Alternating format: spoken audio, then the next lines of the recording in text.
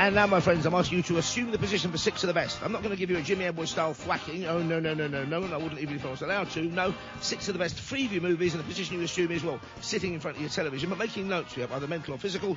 3 from Van Connor, 3 from me, and I think we've got a fantastic, not a dirty half dozen, a rather shining, illustrious half dozen between us this morning, Van. How's your week been, first of all, though, matey? How are things? Well, do you know, it was going very well, Mr. Ross. I saw an amazing film called The Holdovers that's out next week, which won a Golden Globe. It's very good. But do you know what ruined my week? Go on. I was listening to late night radio and I heard a certain Ross brother on a certain Murdoch-owned sports station comparing my taste in films to Producer Stewart's. And do you know what? I just did not sleep right that night. I did not. I'm not going to lie. Because Stuart really knows his movies. I'm just saying, I'm only joking, Ben. Okay, well, let's move swiftly away from the scene of that particular libelous utterance by my good self. Let's talk about your first film, which is an absolute cracker. It's Volume 1 of Kill Bill. Where can we see this? I mean, it's almost why you've chosen it as a belter. I mean, what a film this is. Yeah, you can see this on Dave tonight at 9 o'clock, and you can see part 2 because obviously it was made as one really long movie. It was then split by Harvey Weinstein. We don't speak his name obviously, but split by Harvey Weinstein at the 11th hour because he loves to make a buck, or did love to make a buck. Now I think he likes to make the soap, but he did love to make the buck, and he split into 2 movies, and we're now being shown both nights on Dave at 9 p.m. Friday and Saturday. I'm only picking it for Friday, because I think the first part is the action one. You know, it's the one we all love. The crazy AJ and all that stuff.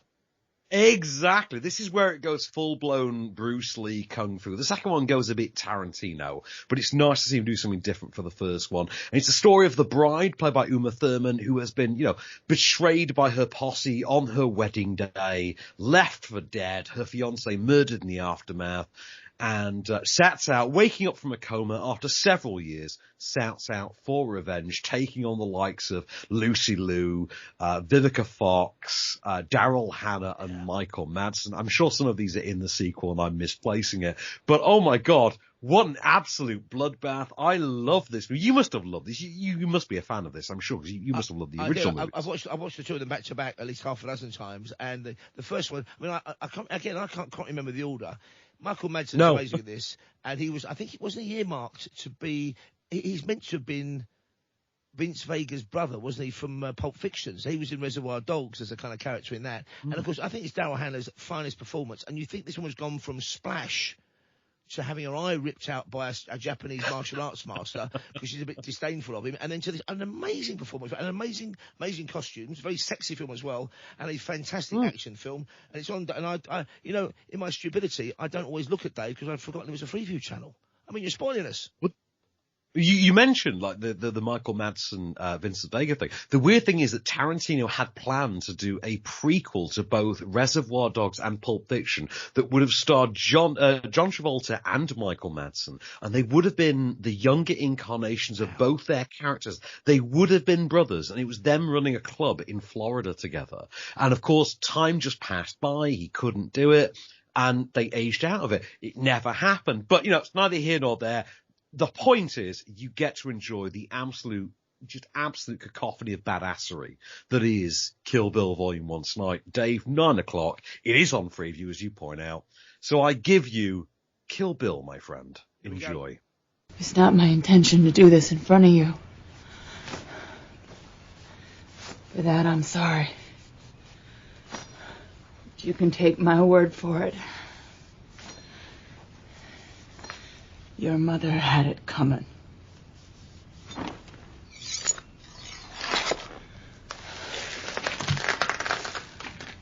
When you grow up,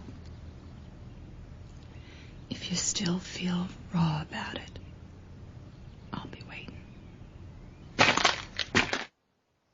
Wow. I mean, that is what a line. An early scene with an amazing fight in like a suburban domestic American home. It all stops when the school bus drops off the 6-year-old daughter.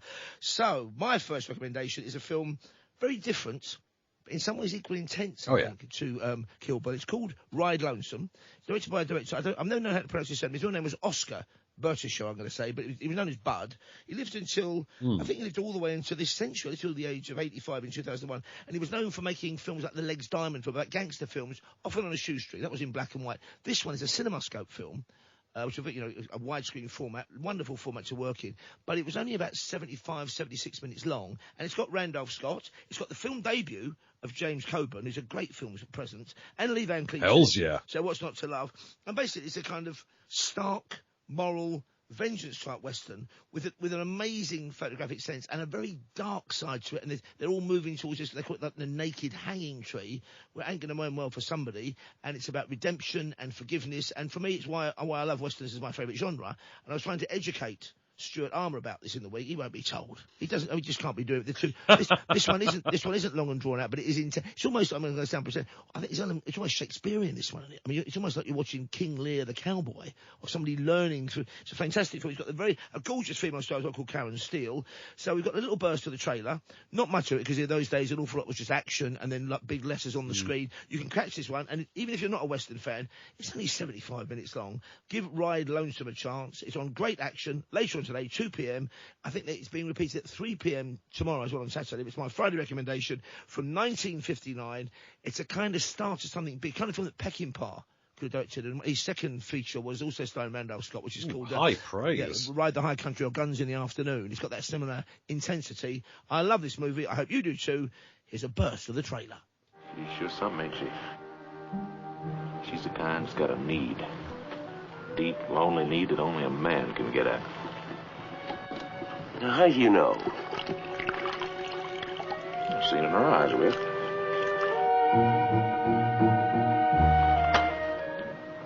In her eyes. We're moving out. I'll be riding your guns. Well, what am I supposed to do? Walk. I don't think so. You let me go. You don't, I swear I'll cut you in two. Ouch, and the voice you heard talking to James Coburn in that first chunk, where he says, a deep felt need, only a man can answer. It's a man called Pernell Roberts, unknown now, but he played the oldest son in the Bonanza Western series. He was a huge star at the time, didn't quite cross over into the it's Pernell Roberts in there as well. So it's a very twisted film in many ways, but a great movie for me. It's my first recommendation for today. And you've gone for, well, again, a second one, a peach. What have you gone for? Tell us for your second movie, Van. So I've got Michael Mann's often overlooked 2001 effort. I think we all had very high hopes for this in the run-up to its release, and then, especially with the casting, and it did get an Oscar nomination, but I think when we all sort of saw it and the reviews started coming out, it started to temper in our minds a bit. It is Ali from 2001 with Will Smith in the title role. I say written and directed by Michael Mann. This is on BBC One tomorrow night, 11:15. And I think it's a really unappreciated banger. Michael Mann's getting something of a reappraisal at the moment. He does every time one of his movies comes out, because we've got Ferrari in cinemas, which I still haven't seen. But every time there is a new Michael Mann movie, Michael Mann heads are very dedicated cinephiles. They are the most hardcore of film Twitter-centric cinephiles, as you will very quickly experience. You just type hashtag Ferrari into x.com or twitter.com, whatever it's called at the moment. I use an app. I don't ever go on the website. But yeah, this movie I think is great. It got a bit of flack because it only focuses on a very specific period of Ali's life rather than the later years, which I think a lot of people were banking on. But there had been a terrible film about his life, which starred Muhammad Ali. It was very much the sanitised side of his life. And, of course, it was such a majestic life over so many decades. One movie, unless it looked like some kind of parade of different fights and some social campaigning, and it was a dull, almost made-for-TV movie. You're right, this is about a key moment in his career. But also, I think, because Will Smith is giving an understated performance, people complained he wasn't charismatic enough in it. But he's got an inbuilt charisma. And, of course, Ali wasn't the public Ali the whole time, was he? He had to turn it off sometimes. Well, no, but the whole thing is, Will Smith's charisma is Muhammad Ali's charisma. And if you want the full story, just look at last year's George Foreman movie to see how that turns out. This, I think, as I say, unappreciated banger tomorrow night, BBC One, 11:15. Tune in and see how the master does it. I give you Michael Mann, Ali, 2001. This is Will Smith and John Voight as, I forget the name of the sports reporter that Ali had his back and forth. You probably know this better than I do. Who's the reporter? Norma Mailer was at the fight there, and I think it might have been George Plimpton, possibly. Can't remember. I want to say Pat Robertson for some reason. I don't know why. Another great writer from that time as well. Yeah, but it's an amazing moment in sporting history and social history, and it is a great film, this, folks. Yeah, so enjoy. 7-1 underdog. He talks with his fists. What do you say? You scared of him? I'm gonna give Sonny Liston talking lessons, boxing lessons, and falling down lessons. Cassius, sir, are you a black Muslim? Like Putnam says in the Miami Herald. Man's religion's his own business. What kind of question? Angelo, tell me. Mr. Clay, the fact is, Malcolm X was in town, then he left. Was that so he wouldn't embarrass you? Cassius, Yeah, how? Liston doesn't like you. Really can't stand you. Says he wants to kill you. Howard Cosell, you ain't nothing but an instigator. Man, how you get that way? Cassius, now you're being truculent. Well, if it's good, I'm mad. Howard Cosell, of course, became a big friend of Ali's and was the man who gave us the tail of the tape. And he introduced his Sinatra at Madison Square Gardens for the main event. I'm Howard Cosell, and here he is, the chairman of the board. If you like your Michael Mann films, his first feature, Thief, also known as Violent Streets, with James Caan, is a masterpiece. As is, I love The Keep, which is a very strange supernatural horror film. I like Collateral. And then, of course, he's also, Blimey Charlie, the man who first put Hannibal Lecter on the screen in Manhunter. Oh, yeah. Played by Brian Cox. So this man is a man with pedigree. That's a great recommendation. Mine's rather different. Mine's from the tail end of the 1960s, 1968, in fact, and it's a kind of calling card and a marker for Clint Eastwood. He's Coogan, who's a Texan sheriff. He's a cowboy in the big city. He's on the trail of a real low-life scumbag. This kind of precedes Dirty Harry, and it's a sort of early version of the Dirty Harry character in that you won't, he's one of those, it's not a cliche when Clint does it. He doesn't abide by no rule books, that kind of thing. Directed by Don Siegel, who went on to make Dirty Harry with him. And this is just a great film. I think it inspired the Dennis Weaver TV series called, was it McClintock or something, which is the whole series, or endless series, about a country sheriff working in the big city, riding his horse around. Coogan's Bluff, you can catch it on ITV4 tomorrow night, Saturday night, 10:30. If you've not seen it for years, have a look at it, because it's great. These films are great at capturing a really grimy texture of big urban life in the States, and you've got a great bad guy, some great chase sequences, you get the odd naked woman in it, 60s style, because you've got the kind of straight-laced, almost Republican cop going to hippie happenings and stuff, and I think it's a very efficient, almost old-fashioned, but with a modern twist on it, thriller, this one. And Don Siegel, again, is another kind of often overlooked and underrated, more of a journeyman than some directors, but this was a man who put Peckinpah on the screen in the first Invasion of the Body Snatchers, so he's got to have something going for him. Yeah, can I just chuck in as well? Because I'm a big fan of Justified, the Timothy Oliphant series, and I look at that and I do think this is the modern Coogan's Bluff. Like, because obviously that's based on Fire in the Hole by, what's his name? It did Elroy Leonard? Is it Elmore Leonard? Elmore Leonard. Yeah, or James Elroy. Elmore Leonard did Get Shorty. Yeah, that's right. And Be Cool. Elmore Leonard. Yeah, did Get Shorty, Be Cool. And I genuinely think that he nicked that from this. Like, I think it comes from Coogan's Bluff. And I look at Raylan Givens, and I do feel like Coogan's Bluff every time. And the only time I got to actually speak to Quentin Tarantino, and I said, he's a fan of trailers and he does love movie trailers, he mentioned this one because it's one of those ones where it almost becomes ponderous in the way they take the film's title and use it as a repetitive. You hear a bit in the trailer now, but remember, folks, this is on 10:30 tomorrow night, ITV4, Clint Eastwood, Don Siegel, What's Not to Love? It's Coogan's Bluff. Clint Eastwood is... Coogan. You from Texas? Arizona. And New York City never met his equal. Clint Eastwood, Arizona sheriff. Unpredictable, unconventional, applies the techniques of the modern Western lawman to ride herd on the lawless in the joints and nightclubs of a big city. Hey, Grover! You in the hat! Susan Clark, the social worker who is so permissive she makes Coogan's blood boil. She falls for Coogan's Bluff. The position being that all human and animal response is the result of conditioned reflex. Don Stroud, dangerous hopped-up killer, who is cornered by Coogan's Bluff. Tisha Sterling, the beautiful decoy who calls Coogan's Bluff. Betty Field, who unwittingly buys Coogan's Bluff. And Lee J. Cobb, the tough police lieutenant who challenges Coogan's Bluff. Get the hell out of my office and don't come back until I send for you. You blew a stakeout! I think the film's called Coogan's Bluff. They just didn't mention it enough times, did they, in that trailer? And my final recommendation is a Sunday film. I've mentioned this, I'm allowed to at least once a year. I think once a football season I can mention Jason and the Argonauts from 1963.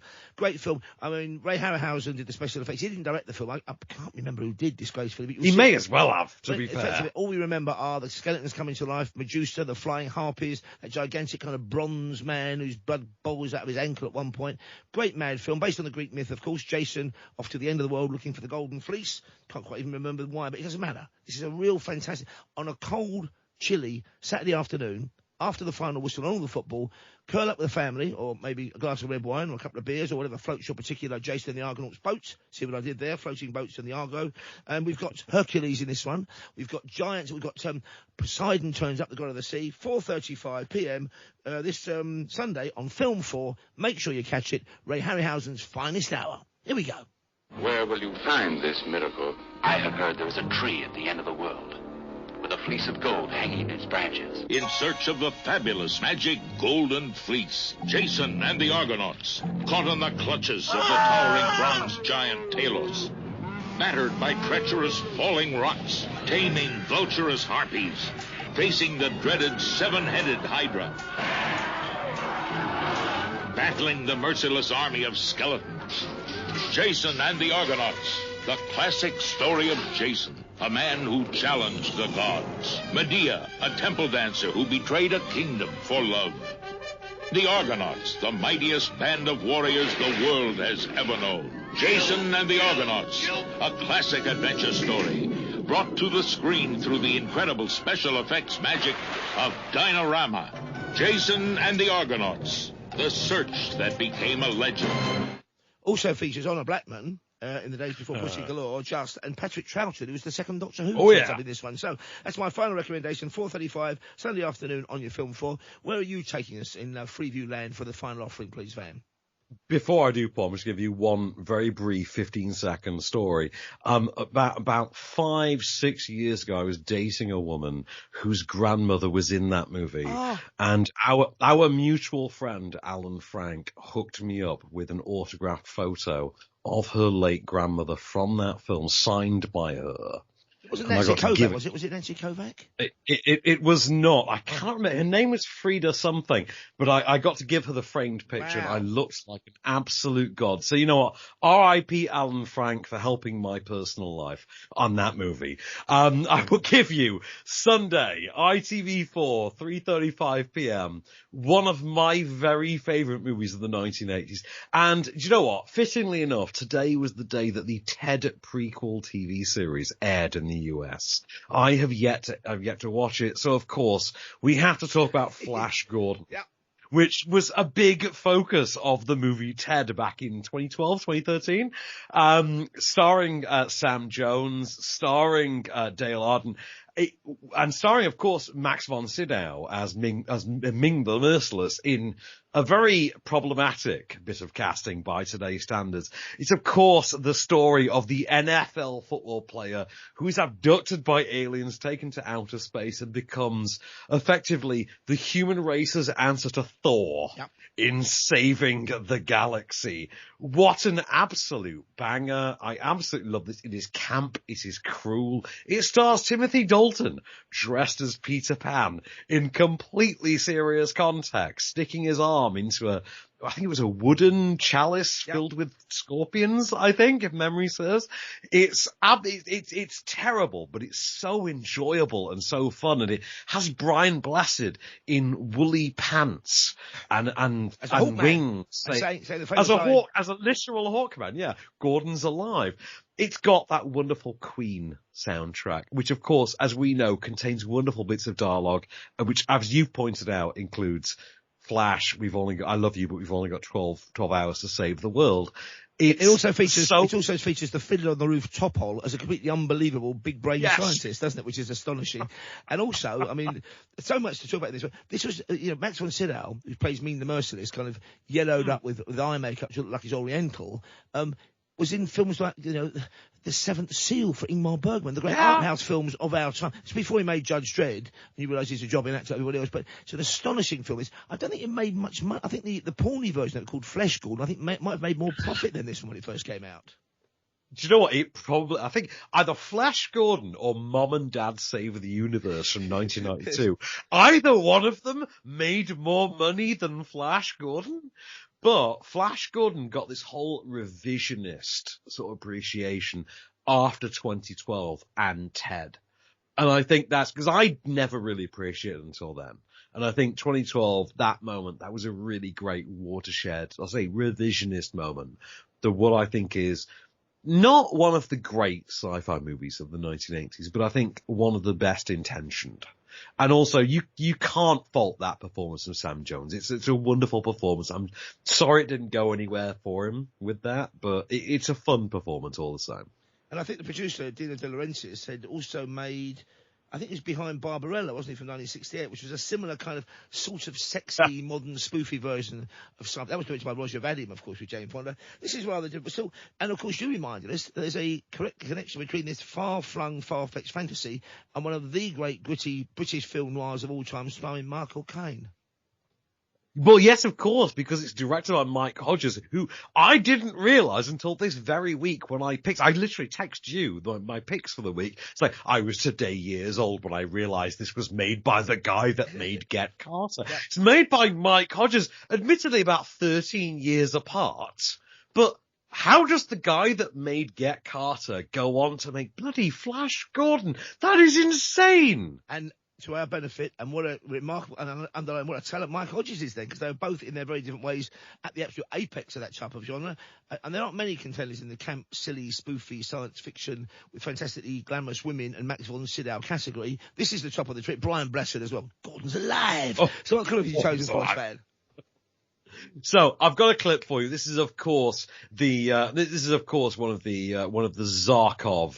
Zarkov, is that his name? The mad scientist. Yeah. One of his Zarkov, you must predict the end of the world clips. You can see this Sunday afternoon at 3:30 because it's quite a family friendly film. It was never intended to be very gritty. It's quite camp by design, even though Star Wars and Empire had already existed by that point. You can see this 3:35 in the afternoon on ITV4 on Sunday. I give you the wonder that is Flash. He'll save every one of us. Here we go. My God. What is this, a civic reception? More like a police state. If it is, that could be our good luck. Why? It means we'll find allies on every side. Look at them. The poor wretches are just waiting for someone to lead them in revolt. Oh, are you looking at me, Zarkov? Yes. Geez, stop talking about revolts. I just want to get back home alive.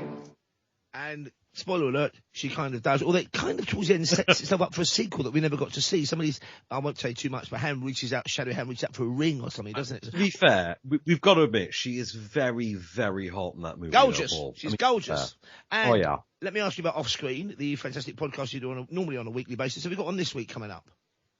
We are, in fact, back this week, Paul. We have 8 movies to cover in 45 minutes. And would you believe it? We actually managed it. And I did not manage to squander too much time ranting about how terrible Maestro is, which I'm very proud of, if I'm honest. Marvellous stuff there from Van Connor. Check out Off Screen, of course, available from, I think, 8ish this morning. Always a fantastic listen. And he graces our show each and every Friday with his Freeview film recommendations for the weekend. But for the time being, from me and Van, that's a wrap. Although I'm live till 5.